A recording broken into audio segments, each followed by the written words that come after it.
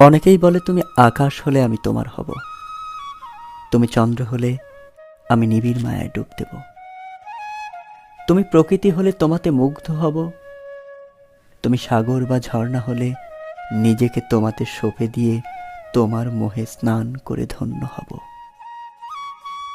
বিশ্বাস করো, আমি এসবের কিছুই হতে পারবো না, এমনকি আমার প্রিয় গোধূলিও হতে চাই না আমি। বাস্তবিক অর্থে কারো পক্ষে এসব কিছুই হওয়া সম্ভব না।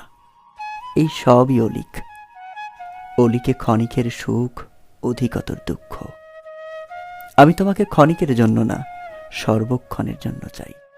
তাই অলিক না হয়ে আমার আমিতেই থাকবো, আমার আমিতে থেকেই খুব করে তোমাকে চাইব।